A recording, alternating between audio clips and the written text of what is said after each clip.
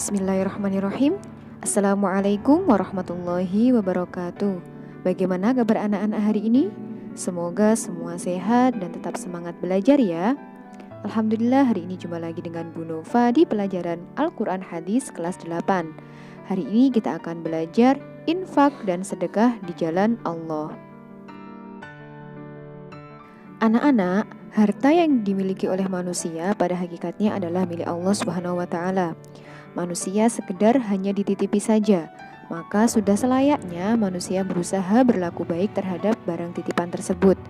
Jangan sampai barang ini yang berupa harta membawa akibat yang memberatkan di kemudian hari. Salah satu upaya untuk berlaku baik terhadap harta adalah gemar berbagi terhadap sesama, tidak pelit dan tidak egois terhadap apa yang dimiliki. Kita bisa menunjukkan sikap empati kepada sesama dengan infak ataupun sedekah. Infak berasal dari kata anfaqo yang berarti mengeluarkan suatu harta atau suatu kepentingan. Sementara itu menurut istilah syariat, infak adalah mengeluarkan sebagian dari harta atau pendapatan untuk suatu kepentingan yang diperintahkan oleh agama Islam. Kata infak ini juga mengandung pengertian bahwa menafkahkan harta di jalan Allah tidak akan mengurangi harta, tetapi justru akan semakin menambah harta. Selanjutnya adalah sedekah. Menurut Kamus Besar Bahasa Indonesia, sedekah berarti pemberian sesuatu kepada fakir miskin atau yang berhak menerimanya di luar kewajiban zakat dan zakat fitrah sesuai dengan kemampuan pemberi.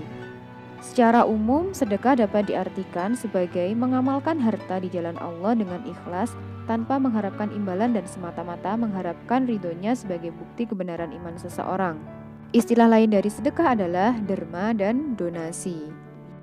Secara bahasa, sedekah berasal dari kata sodaqoh yang berarti benar. Orang yang bersedekah adalah orang yang benar pengakuan imannya.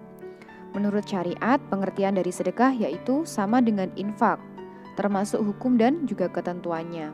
Hanya saja, infak berkaitan dengan materi, sedangkan sedekah memiliki arti yang lebih luas, yaitu menyangkut materi maupun non-materi.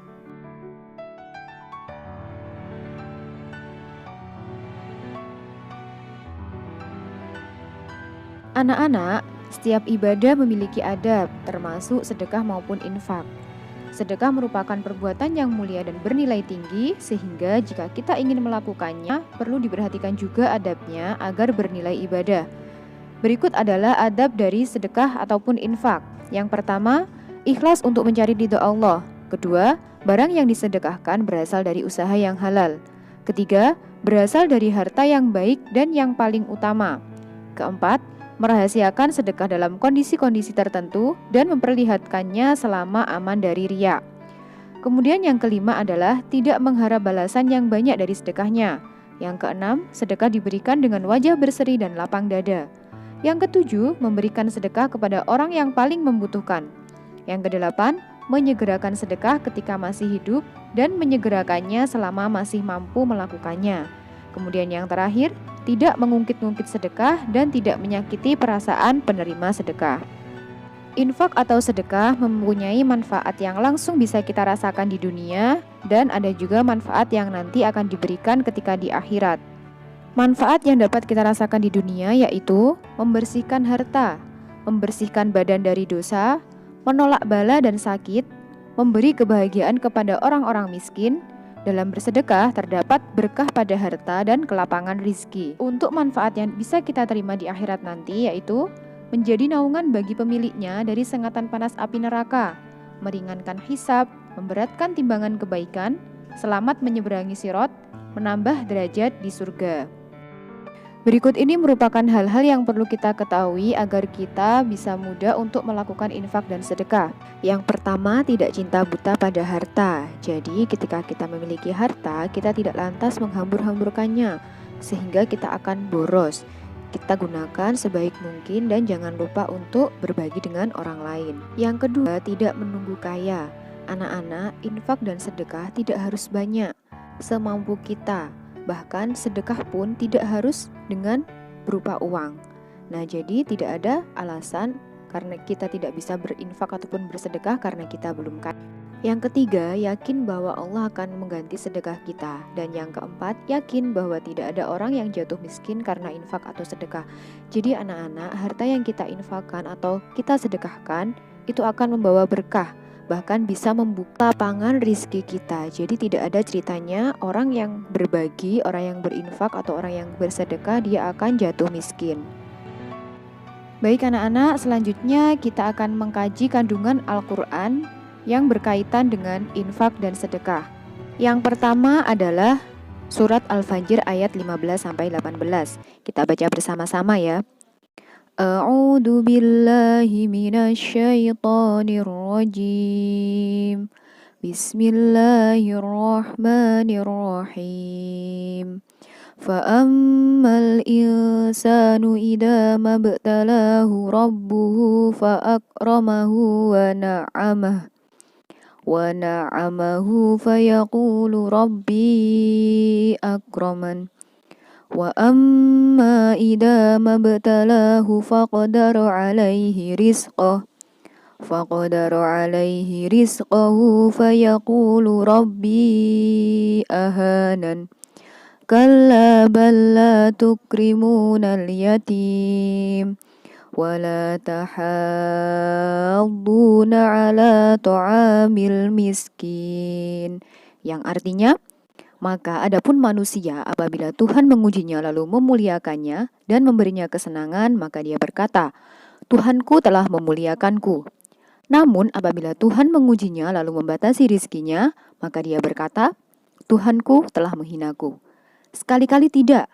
Bahkan kamu tidak memuliakan anak yatim dan kamu tidak saling mengajak memberi makan orang miskin.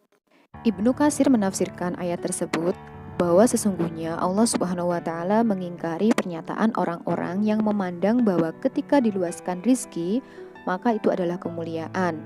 Sesungguhnya terkadang diluaskan rizki sebagai bentuk ujian dari Allah pada hambanya. Apakah ia masih dalam ketaatan atau malah akan menjadikannya lupa kepada Allah? Begitu juga sebaliknya, ketika seseorang berada dalam rizki yang sedikit, bukan berarti Allah ingin menghinanya. Akan tetapi, itu adalah sebuah ujian apakah ia tetap senantiasa bersabar atau tidak. Sesungguhnya Allah akan melapangkan rizki kepada siapa saja yang dikehendaki dan menyempitkan rizki kepada siapa yang dikehendaki juga.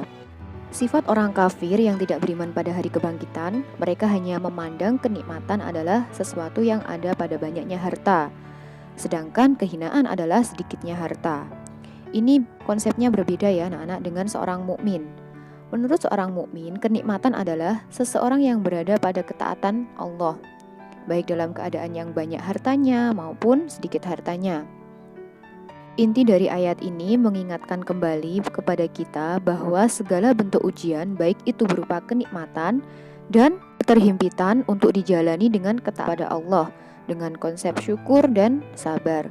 Wujud dari rasa syukur yang dapat kita lakukan salah satunya dengan berbagi kepada anak yatim atau orang miskin yang membutuhkan. Yang kedua adalah surat Al-Baqarah ayat 254. Kita baca bersama lagi ya. A'udzu billahi minasyaitonir rajim. Bismillahirrahmanirrahim.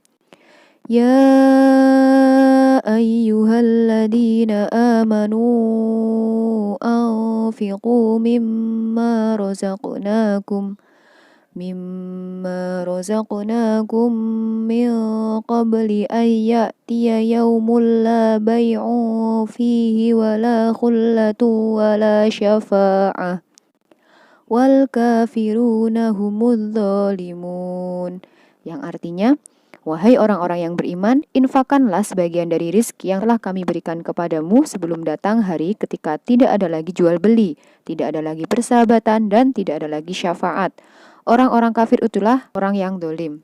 Penjelasan dari ayat tersebut yaitu Allah Subhanahu wa Ta'ala telah memerintahkan hamba-hambanya agar menginfakkan sebagian dari apa yang telah Allah karuniakan kepada mereka di jalan kebaikan.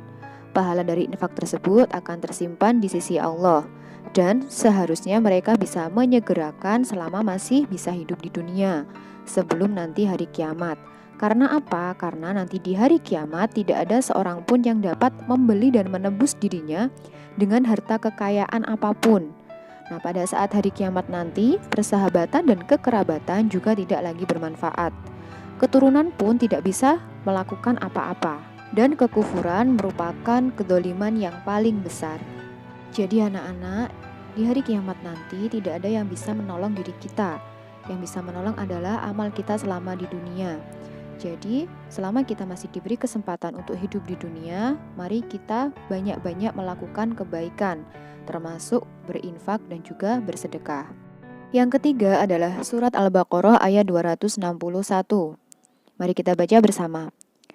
A'udzu billahi minasyaitonir rajim. Bismillahirrahmanirrahim. Mathalul ladzina yunfiquna amwalahum fi sabilillahi kamathali habbatin ambatat sab'a sanabila fi kulli sumbulatin mi'atu habbah. Wallahu yudha'ifu liman yasha'. Wallahu wasi'un alim. Yang artinya, perumpamaan orang yang menginfakkan hartanya di jalan Allah seperti sebutir biji yang menumbuhkan 7 tangkai. Pada setiap tangkai ada 100 biji. Allah melipat gandakan bagi siapa yang Dia kehendaki, dan Allah Maha Luas, Maha Mengetahui. Ayat tersebut menggambarkan keberuntungan orang. Harta yang diinfakkan atau disedekahkan di jalan Allah akan diberikan imbalan pahala yang berlipat ganda. Hal ini diibaratkan seperti satu benih yang ditanam di tanah yang subur. Maka tidak berapa lama benih ini akan tumbuh dengan batang yang bercabang 7. Pada setiap cabangnya terdapat 1 tangkai, dan pada setiap tangkainya terdapat 100 biji. Allah akan menggandakan pahala bagi siapa saja yang Allah kehendaki sesuai dengan keadaan hati ketika berinfak dan bersedekah, yaitu berupa keimanan dan keikhlasan. Dan sesungguhnya karunia Allah itu sangat luas. Allah mengetahui siapa-siapa yang berhak memperoleh, dan Allah juga mengetahui niat dari hamba-hambanya. Jadi seperti itu ya anak-anak, semoga apa yang kita pelajari hari ini bisa memotivasi dan mengingatkan kita untuk selalu berbagi, berinfak, dan juga bersedekah kepada sesama. Untuk tugas hari ini, silakan anak-anak membaca surat Al-Fajr ayat 15-18, surat Al-Baqarah ayat 254, dan surat Al-Baqarah ayat 261. Kemudian kalian video dan kirim ke Bu Nova. Baik anak-anak, sekian untuk pembelajaran kita hari ini. Semoga apa yang kita pelajari bermanfaat. Dari Bu Nova, kurang lebihnya mohon maaf. Wassalamualaikum warahmatullahi wabarakatuh.